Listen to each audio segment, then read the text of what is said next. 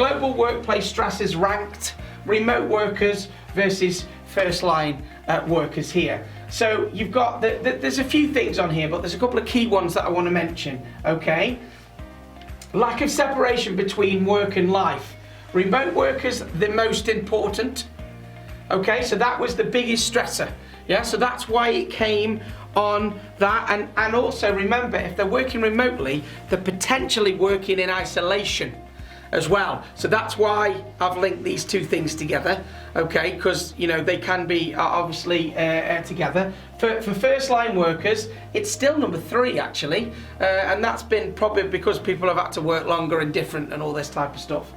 Feeling disconnected from co-workers, this one here. Remote workers, it's the second thing, okay. First line workers, it's the last out of 4, but it's still there. That's the important.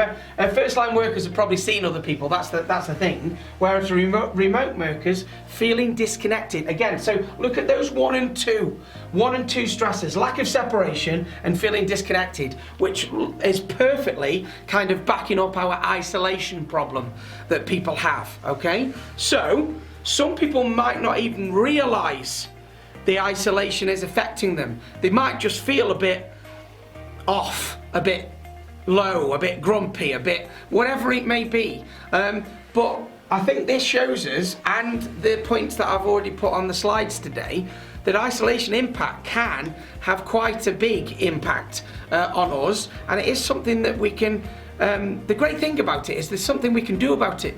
You know, there's something that we can actually work with and help people not feel as isolated.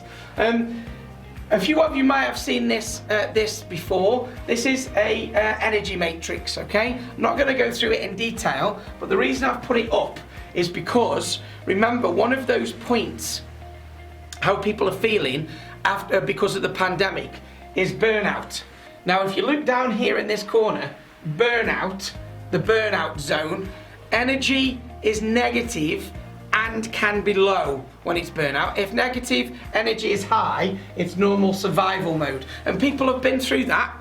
Some people are in it, some people have come out of it, and instead of dropping out of it over here, we've dropped out of it over here. So when you're in survival mode, you're anxious, fearful, defensive, tense. And I think we've probably all seen a bit of that, haven't we, over the year.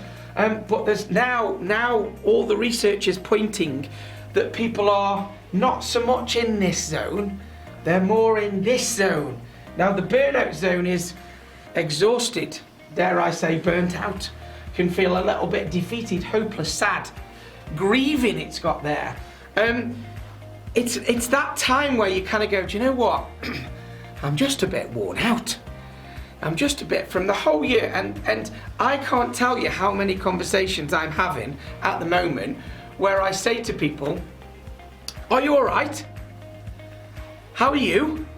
And the answers that I'm getting back is, yeah, I'm okay. I just feel tired. I just feel like we're kind of limping along, and so on and so on and so on. And you know what? I think the first thing to say about that is it's okay. So many months ago, when first lockdown came in, we did a session called It's Okay Not to Be Okay.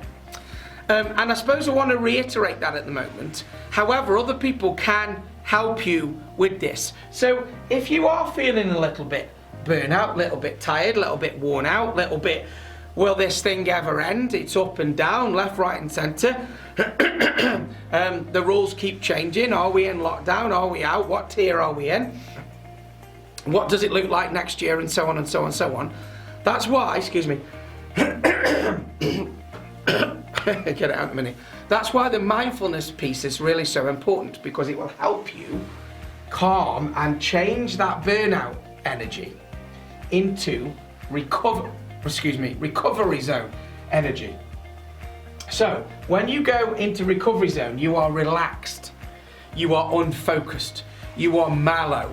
And that's kind of where we need to move to, rather than getting into this, rather than being in the burnout zone. Now, if you increase your energy level, it's going to be survival. You can change that into performance zone. So you can, if you're angry and frustrated, you can channel that into being focused and enthusiastic, for argument's sake. But because all the evidence is telling us people feel a bit burnt out, a bit exhausted, a bit isolated, a bit worn out from the pandemic. So what can we do about it? That's the key. So hopefully those slides have kind of shown you, if you're feeling these things, and not a lot of people are going to admit this, but if you're feeling these things, pretty okay. Okay, there's a lot of people feeling them. It's all right. We're all working. We're all going to work and trying to do our best, and so on and so on and so on. But people generally are feeling isolated. They may be feeling a little bit burnt out. That's okay, because we can help them, okay?